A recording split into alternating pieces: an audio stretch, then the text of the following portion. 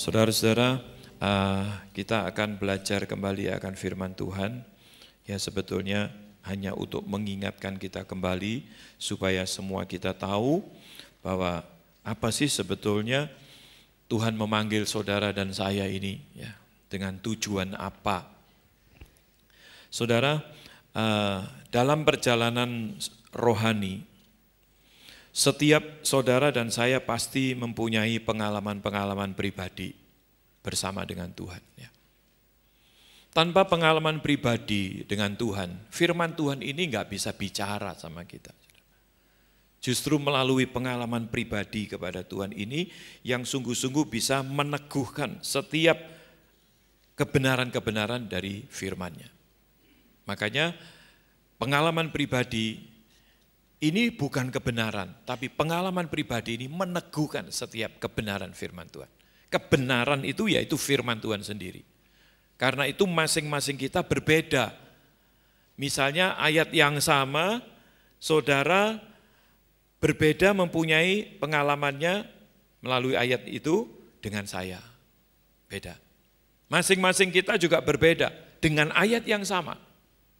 Nah, pengalaman-pengalaman pribadi ini yang membawa pertumbuhan rohani kita itu terus ke tingkat-tingkat yang lebih.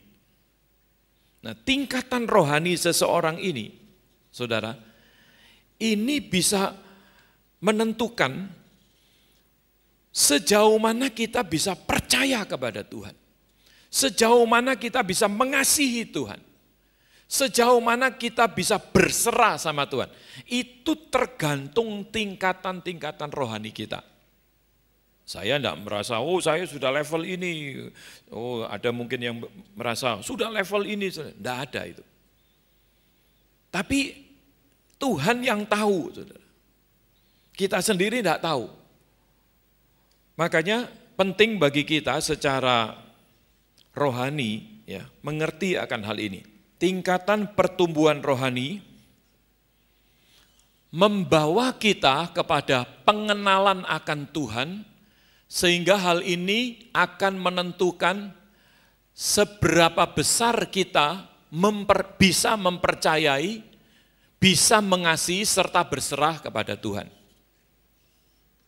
Tingkatan pertumbuhan rohani, saudara dan saya, ini membawa kepada kita kepada pengenalan akan Tuhan. Kalau seseorang baru percaya, firman Tuhan berkata itu seperti bayi. Bayi kalau kita lihat atau katakanlah bayi baru berumur 1 tahun, 2 tahun, dia bisa mengenal orang tuanya. Kalau orang tuanya itu selalu bersama-sama dengan dia. Dia akan merasa kehilangan kalau orang lain yang menggantikan posisi orang tuanya. Terutama mamanya. Tingkat pengenalan seorang bayi seperti itu, saudara. Beda dengan seseorang yang sudah dewasa. Sudah menikah, sudah berkeluarga sendiri, tinggalnya jauh di luar kota atau di luar negeri. Berpisah dengan orang tuanya. Tapi bagaimana kedekatan dia dengan orang tuanya itu? Mungkin sesekali dia telepon, dia curhat. Kalau remaja lain lagi, ada anak-anak remaja yang ngomong, oh ayah saya itu sebagai sahabat saya. Ada remaja yang bilang, mama saya itu bisa menjadi sahabat saya. Itu tingkat seorang remaja. Dia bisa kebersamaannya dengan orang tuanya itu bukan selalu bersama-sama seperti bayi atau anak-anak. Kalau orang tuanya enggak jejer, enggak tidur, enggak di sampingnya, dia enggak merasa bahwa dia bersama-sama dengan orang tuanya. Tapi kalau anak remaja, biar dia di sekolah, biar dia di mana-mana, asal dia tahu mamanya itu ngerti, dia ada masalah, kemudian dia curhat sama mamanya bisa ngerti, dia mengalami kebersamaan. Tidak harus selalu bersama-sama seperti anak-anak begitu. Secara rohani juga seperti itu, saudara. Kita harus bisa mengenal Tuhan kita itu secara pribadi sesuai dengan tingkatan rohani kita. Kalau kita itu sudah lama, sudah merasa ngerti banyak dari firman Tuhan. Tapi kita nggak punya kontak, nggak punya hubungan, nggak ada relationship dengan Tuhan. Kemungkinan di mata Tuhan, kita ini nggak dikenal sama Tuhan. Nah, kekristenan itu harus bisa sungguh-sungguh membuat satu relasi, hubungan. Relationship, kita betul-betul bisa bersekutu dalam segala kondisi, dalam segala keadaan. Nah, tingkatan rohani, tingkatan pertumbuhan rohani bagi saudara dan saya sebagai orang percaya, ini penting, saudara. Penting ini.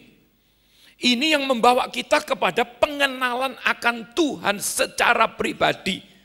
Sehingga ini bisa menentukan seberapa besar kita bisa mempercayai Tuhan. Gak gampang-gampang ngambek.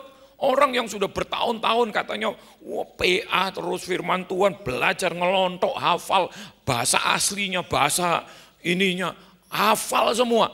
Tapi begitu menghadapi masalah, dia bisa berkata, Tuhan itu kok gak adil gini. Tuhan kok rasanya enggak menyertai saya. Sudah, saya enggak Tuhan-Tuhanan, ngambek. Saya kira ini rapuh, saudara. Tidak ada pengenalan secara pribadi. Justru seharusnya semakin kita bertumbuh secara rohani, bertumbuh dengan betul ya, kita itu semakin bisa mengasihi Tuhan dalam kasih dengan porsi yang betul. Bisa mempercayai Tuhan dengan betul. Bisa kalau berserah sama Tuhan, rasanya hidup ini enteng aja. Percayalah Tuhan itu begini. Seseorang datang, misalnya berkata, Tuhan ngomong sama saya, kamu begini. Tidak sesuai firman Tuhan. Dia tenang aja, dia tidak akan merasa, aduh iya Tuhan ngomong. Mateng aku, kok Tuhan ngomong. Tapi tidak sesuai dengan firman Tuhan. Kalau kita sudah dewasa secara rohani, saudara, hal-hal apa yang tidak sesuai dengan firman Tuhan, kita tetap akan tenang aja. Oh enggak bisa, ini enggak sesuai firman Tuhan.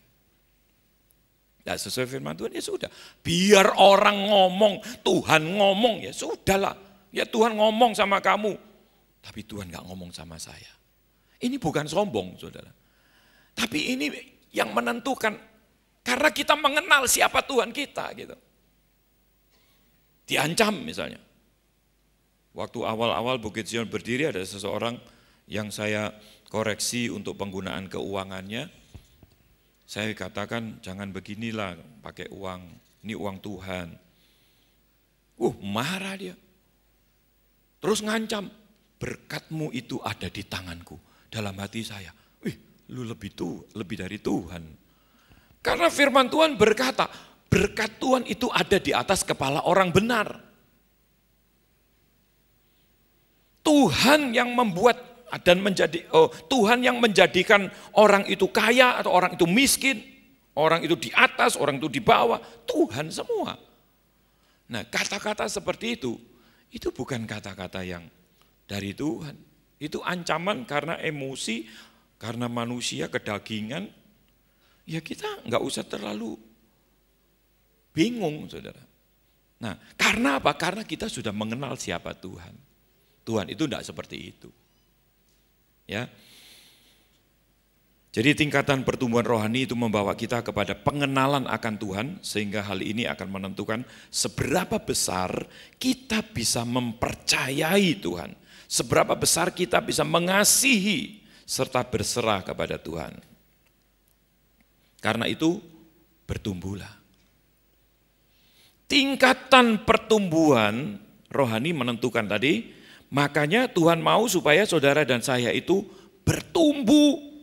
Jadi orang Kristen bertumbuh. Jangan kita punya prinsip, wah Tuhan tidak berubah dari dulu sekarang bahkan sampai selama-lamanya. Saya juga begitu, jadi Kristen dulu sekarang sampai selama-lamanya sama. Gak masuk surga, saudara. Bertumbuh. Di dalam 2 Petrus pasal 3:18 di situ dikatakan, dan bertumbuhlah di dalam anugerah, dan bertumbuhlah dalam anugerah dan dalam pengetahuan Tuhan dan Juru Selamat kita, Yeshua HaMasyiah. Bagi dialah kemuliaan baik sekarang maupun sampai hari akhir zaman. Amin. Bertumbuhlah dalam anugerah. Saudara perhatikan dulu ya. Bertumbuhlah dalam anugerah, tentu anugerah yang benar, bukan anugerah kebablasan. Anugerah kebablasan itu hidup di dalam dosa, masih tetap percaya bahwa kalau mati masuk surga. Itu anugerah kebablasan. Kalau tidak bertobat ya tidak bisa saudara masuk surga. Saya sudah percaya Tuhan, kan yang penting iman. Ya bertobat enggak. Kalau enggak bertobat ya tidak bisa saudara. Itu anugerah. Anugerahnya di mana?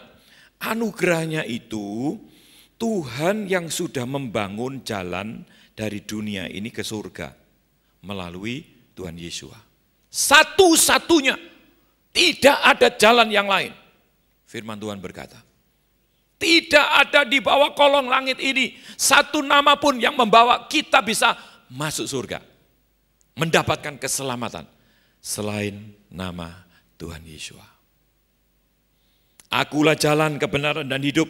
Tidak ada seorang pun bisa sampai kepada Bapa kecuali melalui aku. Itu firman Tuhan berkata. Jadi satu-satunya Tuhan Yesus. Anugerahnya itu saudara, Tuhan Yesus sudah membangun akses jalan dari dunia ke surga. Kalau saudara percaya dan mentaati firman Tuhan, saya percaya pasti masuk surga. Nah kalau jatuh dalam dosa gimana? Ya berbalik. Berbalik itu artinya bertobat.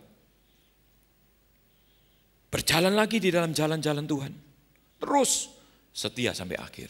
Saya yakin orang-orang seperti ini yang mewarisi kerajaan surga.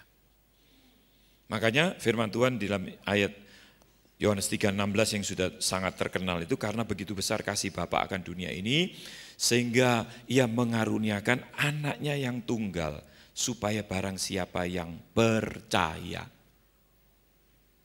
tidak lagi di bawah maut, tetapi di dalam hidup yang kekal. Yang percaya, yang tidak percaya gimana? Loh saya percaya. Orang percaya itu harus lahir baru. Bandingkan dengan ayat yang kelima, Yohanes pasal 3. Harus dilahirkan kembali, harus dilahirkan dari air dan roh. Itu artinya percaya. Kalau tidak dilahirkan kembali, ya belum percaya itu namanya. Kalau tidak bertobat, itu belum percaya namanya. Pada saat kita jatuh dalam dosa, Tuhan tahu keterbatasan kita. Pada saat kita jatuh dalam dosa, ada darahnya yang sanggup menyucikan dosa kita. Datang kepada Dia, bertobat. Itu anugerahnya, saudara. Bertumbuhlah dalam anugerah dan dalam pengetahuan Tuhan. Pengetahuan dan pengertian dan semua, understanding, semua di sini, saudara. Pengenalan akan Tuhan dan Juru Selamat kita, Tuhan Yesus. Bertumbuh, saudara, dalam pengenalan kita, itu harus bertumbuh. Jangan seperti kanak-kanak atau bayi, kalau misalnya ada di dalam, kalau tidak bersama-sama orang tuanya ada di dekatnya, di sampingnya, tidak percaya. Dia tidak merasa kalau orang tuanya beserta dengan dia. Kebersamaan seorang anak yang sudah dewasa beda dengan pandangan anak-anak atau bayi. Yang sudah dewasa meskipun dia pisah karena punya aktivitas dan kegiatan yang berbeda, tapi dia bisa curhat sama orang tuanya. Orang tuanya bisa mengerti apa yang dia ungkapkan. Dia bisa mengerti siapa orang tuanya.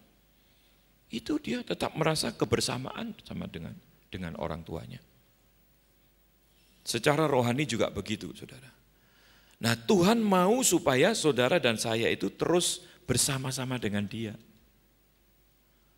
Waktu bayi hanya untuk dirinya terus, perhatian, semua pemberian, semua itu harus ke aku.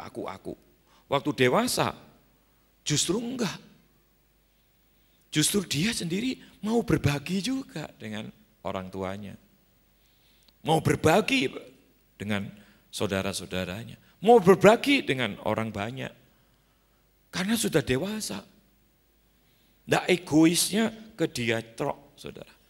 Ke dia sendiri. Secara rohani kalau orang sudah bertumbuh, dia enggak cuman mau semua terpusat pada dirinya. Apa yang firman Tuhan ajarkan dia mau lakukan. Dia mau mentaati. Bukan dengan keterpaksaan, karena dia betul-betul ngerti.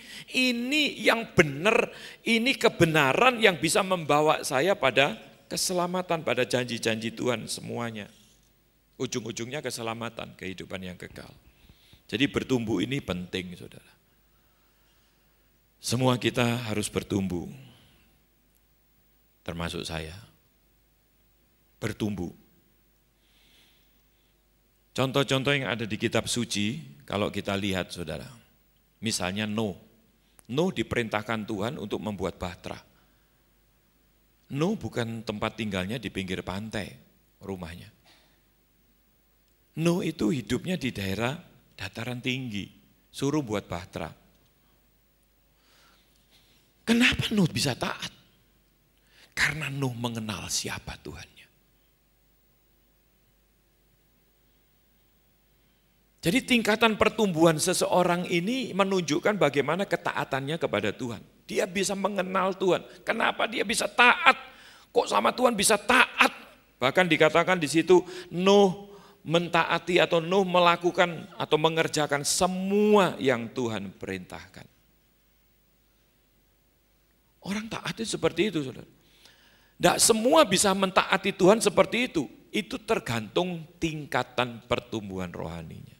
Makanya Tuhan juga tidak menuntut seseorang itu untuk misalnya dia masih baru mengenal Tuhan, sama-sama meninggal dunia dengan orang yang sudah lama mengenal Tuhan. Beda saudara tuntutannya. Tapi bukan berarti kemudian yang belum bertumbuh dewasa itu kemudian ya toh Tuhan pasti nerima kok nanti. Tidak bisa saudara. Dengan berjalannya waktu, Ibrani pasal 5 dan pasal 6, di situ dikatakan, ditinjau dari waktu seharusnya kamu sudah bertumbuh dewasa. Makananmu sebetulnya sudah makanan keras, bukan makanan susu, bukan makanan yang lunak, makanan kanak-kanak. Makanan orang dewasa. Tapi kamu masih perlu susu, ajaran-ajaran dasar dan sebagainya. Berarti Tuhan itu mau bertumbuh, supaya setiap kita bertumbuh. Supaya kita bisa percaya Tuhan itu lebih, mengasihi Tuhan itu lebih sesuai dengan tingkatan rohani kita. Yang kedua Abraham, waktu anaknya Ishak diminta untuk dipersembahkan, Abraham kok bisa taatnya itu sampai begitu. Karena apa? Karena Abraham mengenal siapa Tuhannya. Yang sudah memanggil dia keluar dari Ur Kasdim, yang memperhatikan, yang perkataannya bisa dipercaya. Kalau ngomong tahun depan kamu istrimu Sarah punya anak beneran. Padahal usia sudah 100 tahun. Punya anak benar. Sarah dikatakan sudah mati haid. Tapi apa yang dikatakan Tuhan jadi. Sehingga Abraham mengenal Tuhannya. Nah mungkin lah Tuhan. Sampai seandainya diminta toh ini dari dia juga. Ya sudah, Abraham taat. Ketaatan Abraham ini didasari atas pengenalannya akan Tuhan. Saudara, bagaimana dengan keadaan orang-orang yang tidak mengenal Tuhan secara pribadi? Ini yang parah saudara. Kalau kita sebagai orang-orang percaya tidak bertumbuh, tidak mengenal siapa Tuhannya, ya sudahlah pokoknya ke gereja ya ke gereja. Suruh baca Alkitab ya kadang-kadang baca, kadang-kadang enggak. Ngerti ngerti urusan belakang. Ada tambahan-tambahan misalnya kelas-kelas untuk bisa mendasari iman kita. Ya sikapnya cuek-cuek aja. Ada tambahan untuk pemahaman pelajaran kitab suci, ya untuk Putri Sion, kan ada, ya saya enggak terlalu perlu. Saudara, sepertinya cuek-cuek saja. Enggak ada satu dorongan, bagaimana saya bisa bertumbuh, memacu diri untuk bertumbuh. Kalau sudah bertumbuh itu banyak saudara keuntungannya. Dan yang jelas ini kehendak Tuhan. Saya enggak terlalu, enggak bisa bayangkan bagaimana anak-anak Tuhan, orang-orang yang katanya percaya tadi, kalau enggak bertumbuh. Saya enggak berani bayangkan, saudara. Kenapa di sini ada ini firman Tuhan pun ya belajar firman Tuhan yang beneran, bukan firman Tuhan hanya mengisi otak tok. Enggak cukup, bukan hanya enggak cukup itu enggak bisa memberikan kemerdekaan dalam hidup kita. Ada tambahan ini, ada kelas-kelas, ada ini, wah, Supercell dibahas lagi, khotbah minggu ini dibahas lagi, didiskusikan lagi. Supaya apa? Supaya kita itu bertumbuh. Itu tujuannya, saudara. Dan masih banyak lagi ya. Semua tokoh-tokoh iman di kitab suci dalam Ibrani 11, termasuk Gideon, termasuk Heno, termasuk Musa, termasuk semua itu karena mengenal Tuhan.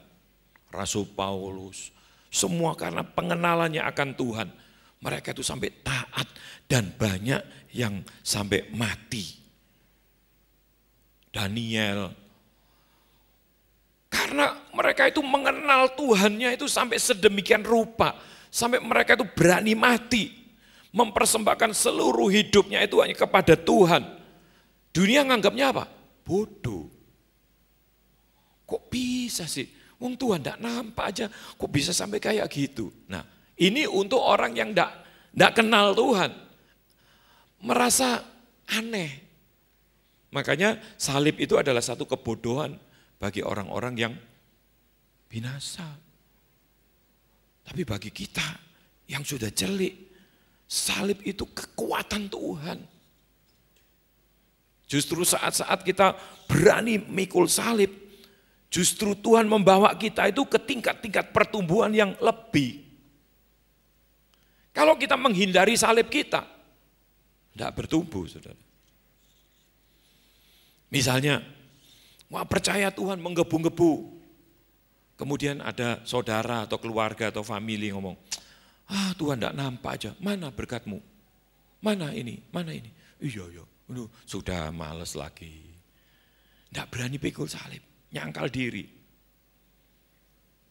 Saya ingat waktu mahasiswa, kalau kami mau mempersiapkan persekutuan, itu barang-barang kami di sekretariat itu di lantai bawah, kemudian persekutuannya di lantai 4, tapi mesti jalan di Selasar, sepanjang Selasar karena beda gedung. Kami harus bawa peralatan semua itu lewati Selasar, dan mahasiswa semua di pinggir-pinggir sini. Waktu kami jalan, banyak yang ngolok-ngolok, sekolah Kristen loh ini. Wah ini loh pendeta-pendeta yang suci-suci, wah ini loh pendeta. Saya bilang amin, saya ketawai aja. Ya, akhirnya jadi pendeta beneran kan. Dinubuatkan. Saudara, kita enggak terus, aduh malu, waduh, enggak berani nyangkal diri, enggak berani pikul salib, enggak berani bayar harga. Tuhan tidak membawa kita ke tingkat-tingkat yang lebih. Malu, terus apa? Ada banyak yang bilang begini, seorang suami istrinya rajin sekali. Kamu dulu dibayari piro sih? Ada yang bahkan bilang gini, woi sana sama pendeta ya aja lah sana sekalian. Istrinya ada lagi, ini lain orang. Istrinya kalau suaminya rajin, gereja terus sehari-harian di gereja, wis minta kamar satu tidur di gereja sekali sana.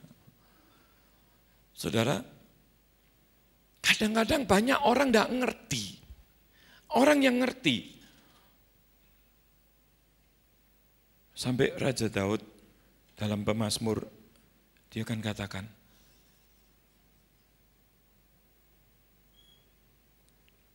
tinggal di rumahmu itu penuh dengan kasih karunia. Makanya sampai ada lagu, ku ingin tetap di sini, menikmati baitmu. Ku ingin tetap di sini dan memandang indah wajahmu. Orang kalau datang beribadah, tidak ketemu Tuhan, itu ya biasa-biasa aja, saudara. Tapi kalau saudara duduk ketemu Tuhan, ada banyak hal yang Tuhan itu mungkin koreksi hidup kita. Mungkin Tuhan bicara masalah apa, mungkin Tuhan memberikan hikmat untuk apa, mungkin Tuhan tanpa terasa, saudara. Itu ada perjumpaan dengan Tuhan. Makanya sampai ada lagu dan mazmur-mazmur yang berkata seperti itu. Lebih baik satu hari di pelataranmu daripada 1000 hari di tempat lain. Perbandingannya itu seperti itu, saudara. Kemarin istri saya bilang, ya kita ini kan sehari-hari sibuknya itu dengan ya aktivitas rohani semua sudah. Istri saya bilang, kita itu bersyukurlah setiap hari ya kesibukan kita ya sudah untuk pelayanan semua, enggak ada mikir untuk hal-hal yang dunia ini. Itu anugerah, saudara. Anugerah.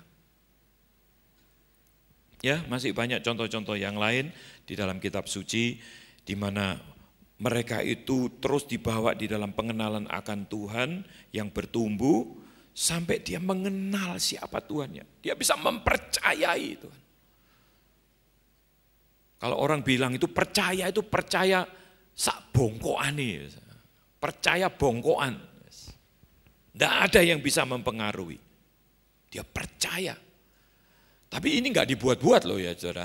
Ada yang begini, dia katanya wah, mesti bayar harga, menyangkal diri, udah ditinggalkan semua pekerjaannya, pokoknya Tuhan ke gereja terus. Anak istri ditinggal, enggak tahu bisa makan bisa enggak, itu urusannya saudara. Saya mau cari Tuhan terus. Nah itu enggak bertanggung jawab saudara. Bukan seperti itu maksud saya. Ada istri rajin terus, suaminya ditinggal terus, suaminya belum bangun dia sudah pergi pelayanan ke rumah sakit kemana-mana, pulang suaminya sudah berangkat kerja. Tidak mikirkan suaminya itu tadi itu makannya gimana, sarapannya gimana, bangun tidur itu gimana, bajunya pakai apa tidak tahu. Suaminya pulang, dia sudah pergi lagi persekutuan. Tidak berapa lama suaminya selingkuh sama Inem.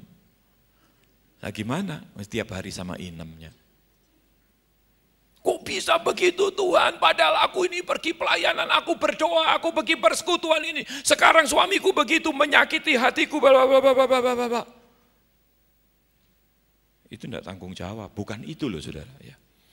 Tanggung jawab kita itu termasuk kita itu mengasihi Tuhan. Itu bagian daripada pelayanan. Itu tanggung jawab kita. Ada seorang mahasiswa, dia sekolah, nilainya itu jelek-jelek. Ya 8 sih, tapi 8-nya mangap. Gitu. 8 mangap itu 3. Wah tapi kalau persekutuan nyanyi itu lompat-lompat. Wah gini. Satu kali saya pelayanan di kampus itu, saya jejer sama dia gini-gini, saya tanya-tanya, gimana sekarang semester berapa? Oh saya sekarang cuman ngambil 2 mata kuliah Pak. Loh kenapa? Iya, saya ini tahun depan pun saya mau cuti dulu. Loh kenapa? Ya yang lainnya enggak lulus. Loh ini sudah angkatan tahun berapa? Begitu saya tahu, seharusnya dia sudah semester 6, semester 7. Dia masih semester 2, semester 3. Pelajaran dia ambil. Loh kenapa kok bisa gitu? Ya karena sibuk pelayanan, sibuk ini. Langsung saya beritahu. Kamu kalau caramu seperti itu, hidupmu gak bakalan bisa jadi terang. Bagaimana kamu bisa menyaksikan kebaikan Tuhan sama kamu? Bagaimana kamu bisa sharing bahwa Tuhan memberkati kamu, tapi pelajaranmu amburadul? Baru ketemu sekali itu, saudara. Dia pengurus sih. Saya bilang, enggak bisa. Kamu di tengah-tengah kampus, semua mahasiswa menyoroti kamu. Kalau hidupmu seperti itu, enggak ada seorang pun yang tertarik ikut Tuhan. Kesaksian hidup kita ini penting. Perubahan-perubahan yang terjadi dalam hidup kita ini penting. Bukan kita fokus kepada situ, kita memang untuk menjadi terang, fokusnya ke Tuhan. Semua memberkati dan sebagainya itu fokusnya ke Tuhan. Tapi orang itu ngelihat sesuatu gitu. Gak mungkin kan kalau pelajaran-pelajaran kita jelek. Dunia kita, kalau mahasiswa saya bilang, duniamu itu ya kampus ini loh duniamu. Jadilah terang dunia. Duniamu mana? Ya kampus itu karena kamu mahasiswa. Itu duniamu. Kalau pelajaranmu jeblok, kamu gak jadi terang. Yang bekerja juga begitu. Dunia kita ya tempat kita bekerja itu dunia kita. Jadilah terang dunia. Tuhan mau menjadikan hidup kita terang. Di mana? Di dunia kita. Oh saya mau ke ujung bumi, mau jadi misionari. Itu dunia katanya, ke ujung dunia. Jangan jauh-jauh saudara. Dunia kita itu ada di seputar kita. Itu dunia kita. Kalau kita nggak bisa jadi saksi hidup di tengah-tengah keluarga, di tengah sekolah, di tempat pekerjaan yang menjadi dunia kita, bagaimana kita bisa memberkati hidup kita? Makanya bertumbuh dalam tingkatan pertumbuhan ini menentukan iman kita, menentukan kasih kita kepada Tuhan. Apa keuntungan seseorang yang bertumbuh selain makin mengenal Tuhan? Apa keuntungannya? Yang pertama kita bisa lihat, mengerti kehendak Tuhan. Semakin seseorang itu bertumbuh secara rohani, dia akan semakin mengerti kehendak Tuhan. Di dalam Roma 12 ayat yang kedua, saudara. Dan janganlah, di situ dikatakan ya, dan janganlah menjadi serupa dengan zaman ini, dengan dunia ini, tetapi biarlah kamu diubah oleh pembaharuan pikiranmu, agar kamu membuktikan apa itu kehendak Elohim yang baik, yang berkenan, dan yang sempurna. Pada saat seseorang ini berubah hidupnya, pada saat seseorang ini tidak menjadi sama lagi dengan dunia, ini proses memang, tidak sekaligus, proses, sesuai dengan tingkat pertumbuhannya. Kita dibawa semakin mengerti kehendak Tuhan. Yang baik, yang berkenan, dan yang sempurna. Dan semua ini berhubungan dengan perilaku saudara dan saya yang masih hidup di dunia ini. Biar kita itu kata-katanya kata-kata rohani. Shalom, puji Tuhan, haleluya, dan semua kata-kata rohani. Mobilnya stiker-stiker rohani, sepeda motornya stiker-stiker rohani. Perhiasannya salib, wah di mana-mana banyak salibnya. Di rumah hiasan-hiasan dindingnya semua rohani. Tapi perilaku kita tidak mencerminkan sebagaimana kita sebagai orang yang percaya kepada Tuhan. Tidak ada gunanya saudara pernak-pernik semua itu. Berubahlah oleh pembaharuan budimu, oleh pembaharuan pikiranmu. Jangan sama seperti dunia. Itu termasuk cara berpakaian, termasuk sikap perilaku kita. Jangan apa yang dari dunia itu dimasukkan di dalam dunia rohani, dalam gereja.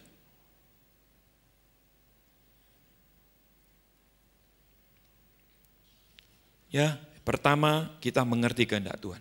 Orang yang bertumbuh itu, dia akan semakin mengerti kehendak Tuhan. Yang berikutnya itu dia dapat memilih yang baik. Tadi kehendak Tuhan yang baik kan, yang sempurna. Dapat memilih yang baik. Mau pilih jodoh, dia mencari kehendak Tuhan. Sebab tahu kehendak Tuhan itu pasti yang baik. Mau pilih jurusan sekolah, dia pasti mencari kehendak Tuhan. Sebab kehendak Tuhan itu yang paling baik untuk dia. Banyak jurusan-jurusan sekolah baik-baik kan, tapi tidak semua itu ada satu aja yang terbaik untuk kita. Bagaimana kita bisa mendapatkan yang terbaik itu? Cari kehendak Tuhan. Sehingga kita bisa memilih yang baik. Kalau menjadi contoh, menjadi teladan, saudara, ya kita harus betul-betul bisa dilihat dalam kenyataan hidup. Saya bersyukur ada murid-murid di sebelah yang akhirnya mau jadi sama seperti Pak Loki. Loh, jadi apa? Jadi pendeta. Ya puji Tuhan, berarti saya sudah memberi contoh menjadi pendeta meskipun banyak kekurangannya, Mas. Anak-anak saya ngomong kalau mau cari suami yang kayak papa katanya. Berarti sudah bisa dilihat gitu. Ini bukan menyombongkan diri, saudara, masih banyak kekurangannya. Tapi paling tidak bisa dilihat gitu loh. Jangan kita menjadi Kristen tapi hidup kita itu enggak bisa dijadikan teladan. Enggak bisa dijadikan contoh.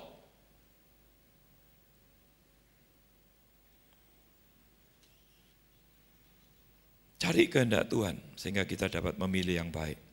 Di dalam Filipi pasal 1 ayat 9 sampai 11. Di situ dikatakan, dan inilah doaku, semoga kasihmu makin melimpah dalam pengetahuan yang benar dan dalam segala macam pengertian. Sehingga kamu dapat memilih apa yang baik, supaya kamu suci dan tak bercacat menjelang hari Kristus, penuh dengan buah kebenaran yang dikerjakan oleh Yeshua HaMashiach untuk memuliakan dan memuji Elohim. Saudara, kalau kita perhatikan di sini ya, kalau kita limpah dengan pengetahuan yang benar, tadi 2 Petrus kan bilang bertumbuhlah dalam anugerah dan pengetahuan, pengertian, pengenalan akan Tuhan, Juru Selamat kita. Nah kalau kita itu melimpah di dalam pengetahuan yang benar dan segala macam pengertian, sehingga kita itu bisa memilih yang baik. Kalau kita bertumbuh dan mengenal Tuhan, kita itu bisa memilih yang baik. Kenapa? Karena kita tahu kehendak Tuhan, semakin ngerti kehendak Tuhan. Dan di dalam kehendak Tuhan itu ada yang baik-baik tadi itu untuk kita loh. Dan bukan berhenti sampai di dunia ini saja, dikatakan dilanjutkan di itu supaya kamu suci dan tak bercacat menjelang hari Kristus. Ini tujuannya itu surga. Tujuannya itu kekekalan.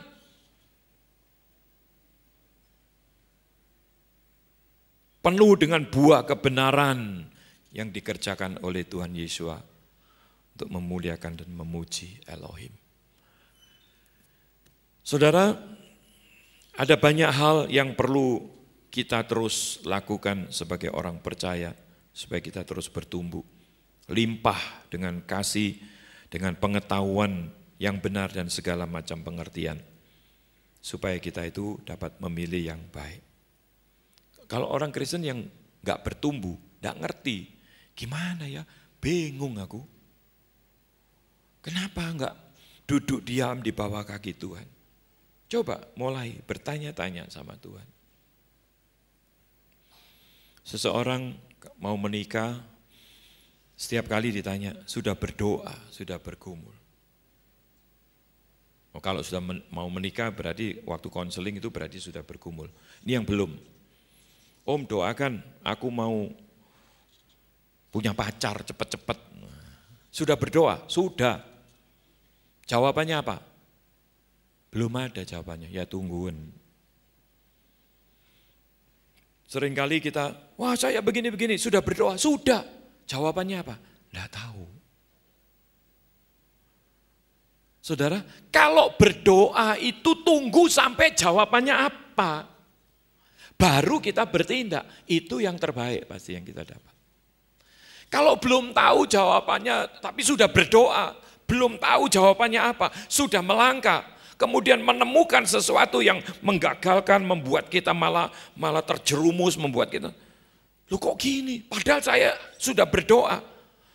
Waktu berdoa sudah dijawab belum?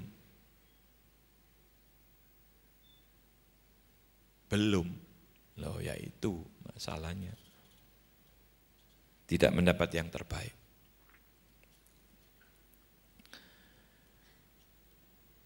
Tujuannya itu surga, saudara. Tujuannya itu kekekalan. Makanya di dalam Injil Matius pasal 7 ayat 21 di situ dikatakan, bukan setiap orang yang berkata kepadaku Tuhan, Tuhan, dia akan masuk ke dalam kerajaan surga, melainkan dia yang melakukan kehendak Bapakku yang di surga. Betapa pentingnya mengerti kehendak Tuhan ini. Kenapa Tuhan mendorong, memerintahkan, bahkan bertumbuhlah. Supaya semua kita orang-orang percaya mengerti kehendak Bapa. Dan pada akhir hidup kita, saat kita sudah dipanggil pulang, kita disambut oleh Tuhan.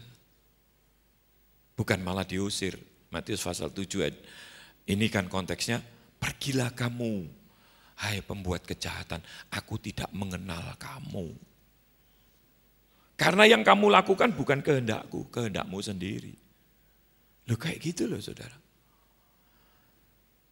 Justru itu Tuhan mau membawa kita bertumbuh. Supaya kita semakin bisa mengerti kehendak Tuhan. Karena seseorang yang bertumbuh itu, keuntungannya selain mengenal Tuhan dengan benar, keuntungannya itu kita itu semakin mengerti kehendak Tuhan. Semakin mengerti kehendak Tuhan, semakin bisa memilih yang baik. Karena di dalam kehendak Tuhan itu yang baik, bahkan yang sempurna. Dan kalau kita sudah mengerti kehendak Tuhan, tidak takut mati lagi sudah. Ada orang banyak yang takut mati. Hamba Tuhan ya banyak yang takut mati. Tidak jaminan sih, tidak jaminan. Jabatan dan semua itu. Saudara, kalau kita semakin hari semakin bertumbuh dan semua apa yang kita lakukan itu adalah kehendak Tuhan, ya kita nggak takut mati, ketemu Tuhan ya Tuhan bilang, ayo masuklah engkau hambaku yang setia dan baik ke pesta perjamuan Bapakku. Karena kita sudah mengenal Tuhan dan dikenal oleh Tuhan. Kita nggak bisa main GR-GRan kan? Nggak bisa gambling-gamblingan kan? Kita harus terus memacu diri untuk bertumbuh. Kenali Tuhan lebih lagi. Tujuannya surga.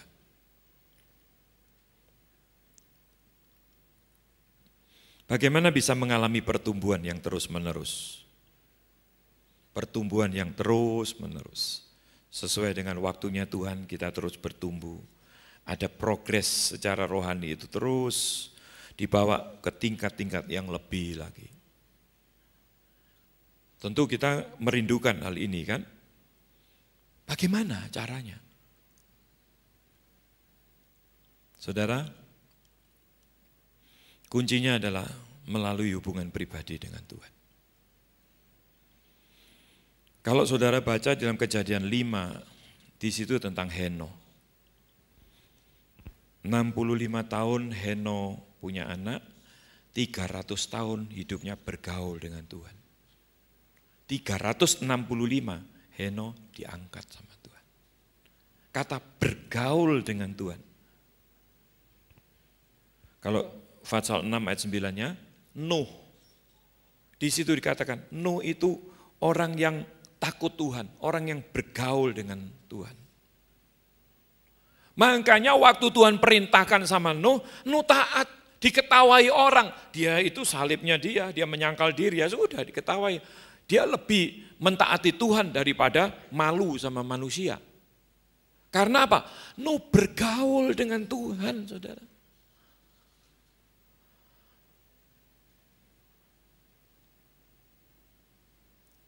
Ada hubungan pribadi terus-menerus yang dibangun. Kalau saudara dan saya mau terus bertumbuh secara rohani, bangun hubungan pribadi terus-menerus dengan Tuhan. Jangan pernah berhenti. Jadi kalau Tuhan bicara, kita bisa menanggapi. Tuhan mau begini, ya kita lakukan begini. Tuhan mau begitu, kita lakukan begitu. Tuhan mau ke kiri, kita ke kiri. Tuhan mau ke kanan, kita ke kanan. Karena hubungan yang terbangun. Bisa ngerti kehendak Tuhan. Tidak hidup di dalam kebingungan. Hari-hari ini saudara yang saya perhatikan, banyak orang Kristen itu hidup di dalam kebingungan. Nanti dibuat gini, ya ke sana, dibuat ke sana. Oh sana yang menarik, ada begini-begini, ke sana. Oh di sana ada begini-begini, dia ke sana. Itu orang bingung namanya, tidak punya prinsip. Prinsipnya dari mana? Dari firman Tuhan, makanya bertumbuh. Orang yang dewasa secara rohani, dia tidak gampang-gampang bingung. Firman Tuhan berkata, kita itu harus berakar. Kata bertumbuh itu bukan cuma ke atas. Sebetulnya awalnya saya gambar pohon itu ada akarnya, saya bagi yang di atas sama yang di bawah akarnya. Bertumbuh itu ke atas dan akarnya ke bawah. Kalau kita bertumbuh ke atas tanpa kita berakar ke dalam, kalau ada badai gampang roboh, saudara. Akar itu seperti kalau di bangunan itu fondasi. Orang maunya kalau bisa setinggi-tingginya bangun rumah. Tapi enggak tahu. Bangunan itu semakin tinggi harus diimbangi dengan fondasi yang semakin dalam. Nah, sama seperti pohon.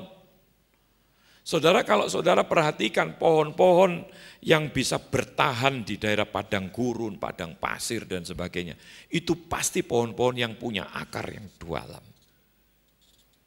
Akarnya itu begitu dalam.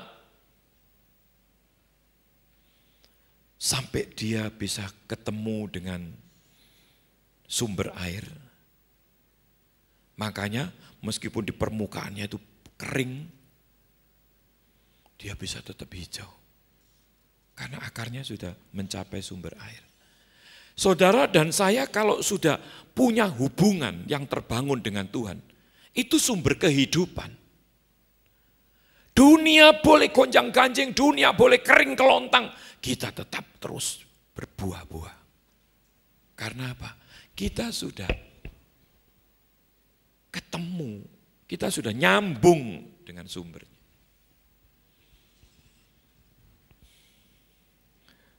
Kuncinya di sini, saudara.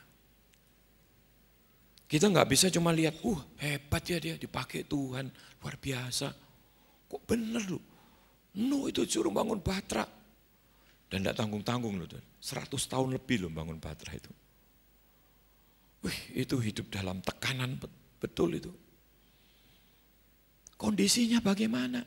Hebat ya Nuh, akhirnya air banyak turun, terus diselamatkan. Kenapa Nuh bisa melakukan persis seperti apa yang menjadi kehendak Tuhan? Karena itu tadi, kuncinya tadi, Kejadian pasal 6 ayat 9. Nuh hidup bergaul dengan Tuhan. Pergaulan kita dengan Tuhan ini yang membawa kita bisa ngerti kehendak Tuhan. Pada saat kita ngerti kehendak Tuhan, kita bisa memilih yang baik. Dalam pergaulan pun, Tuhan itu sepertinya bisa memisahkan, saudara.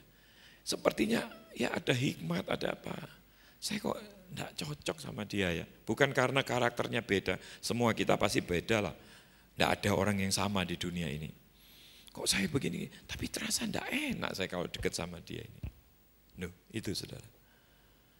Itu sepertinya Tuhan. Hal yang kita bisa memilih yang baik. Akhirnya ya, karena ada ayatnya yang berkata pergaulan yang buruk itu merusak kebiasaan yang baik. Kalau kita itu bertumbuh di dalam Tuhan, kita itu bisa memilih yang baik.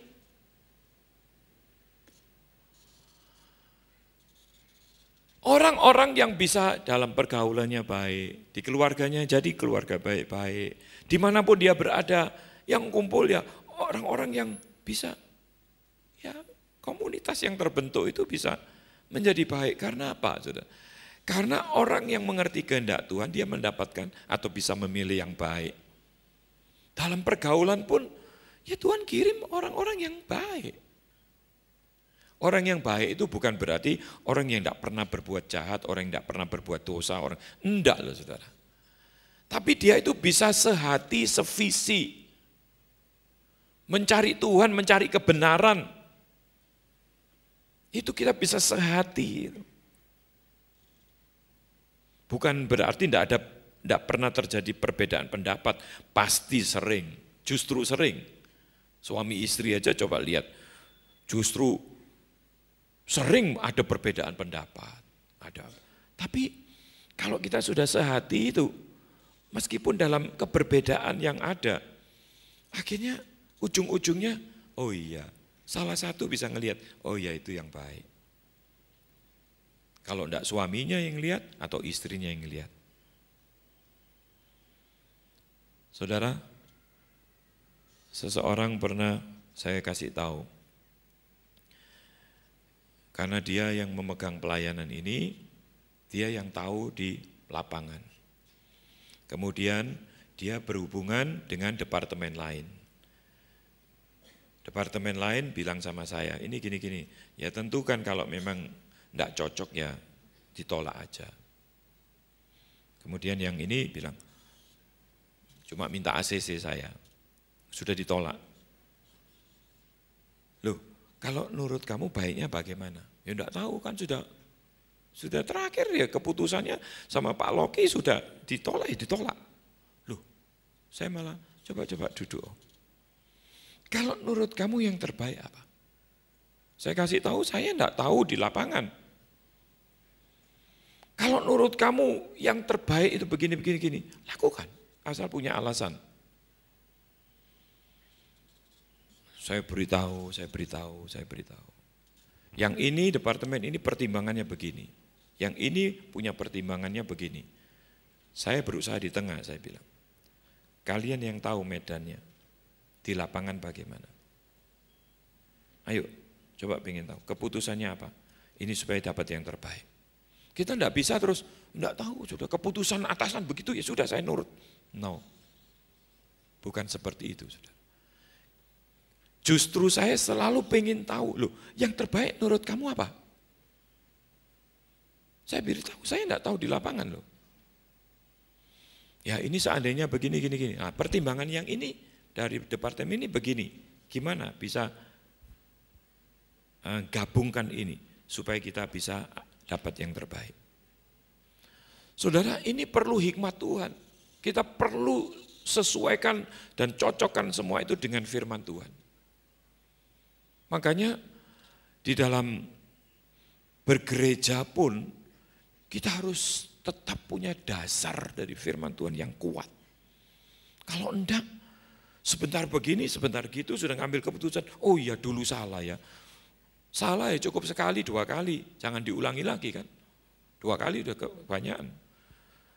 Kalau bisa sekali salah, jangan diulangi kedua kali. Untuk diperbaiki. Saudara, secara rohani pun begitu. Kita enggak pernah menemui jalan yang terus mulus, enggak ada hambatan. Ini hal rohani loh. Untuk hal rohani saja, Ya bukan hal rohani saja, justru yang rohani ini yang semakin banyak tantangannya. Karena lawan gak suka, saudara.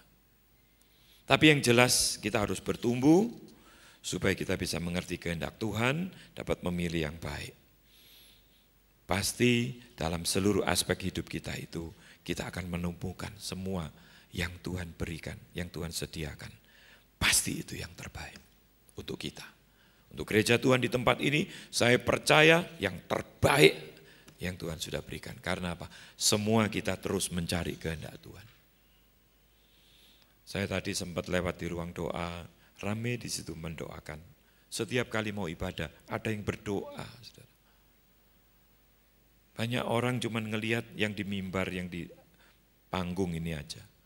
Tapi yang di balik layar banyak saudara yang lakukan. Mempersiapkan ini, bunga-bunga ini bisa tetap tumbuh, hijau, bunganya masih bagus. Setiap minggu apa dengan sendirinya gini, ini ada yang ngerawat, dipasang, ya, mimbar tidak berdebu, ini ada yang ngerawat semua. Minum ada yang menyediakan, ada yang ngerawat. Banyak saudara. Tidak disulap gini terus jalan sendang sendirinya. AC setiap minggu dingin, ada yang ngerawat itu. Tidak terus ya dingin, ada AC-nya ya dingin. Terus AC-nya masa ada yang dirawat, berkala itu ada yang perhatikan. Kadang ganti apanya, supaya apa? Tetap dingin. Semuanya itu bekerja bersama-sama untuk menunjang. Dan kita diberkati. Saudara, bertumbuh ini kuncinya. Bangun hubungan dengan Tuhan secara pribadi. Saya semakin yakin dari awal mula Tuhan memanggil saya melalui hubungan pribadi. Saya tahu jelas meskipun banyak tantangannya, banyak yang menentang, banyak yang tidak setuju, tapi saya tahu jelas Tuhan manggil. Melalui apa? Hubungan pribadi. Berjalannya waktu sampai hari ini dengan perkembangan dan pertumbuhan sampai hari ini. Semua berjalan karena hubungan pribadi yang terbangun. Masing-masing semua duduk di tempatnya tapi punya hubungan pribadi dengan Tuhan. Sehingga kita bisa memilih yang baik. Apa yang terbaik pasti itu ada di dalam kehendak Tuhan. Dan bukan berhenti sampai di sini saja. Nanti kalau sudah selesai tugas kita ketemu Tuhan, kita enggak diusir sama Tuhan. Kalau dikatakan tadi, pergilah kamu wahai pembuat kejahatan, sebab kamu tidak melakukan kehendak Bapa. Sudah menjalani hidup begini dan hidup tidak bisa diulang, saudara. Saat itu enggak bisa diulang. Jadi, mulai sekarang bertumbuh, cari kehendak Tuhan, bangun hubungan pribadi dengan Tuhan. Supaya kita terus mengumpulkan yang baik karena sesuai dengan kehendak Tuhan. Sampai pada akhirnya kita ketemu Tuhan. Langsung hasilnya, masuklah engkau, hai hambaku yang baik dan setia.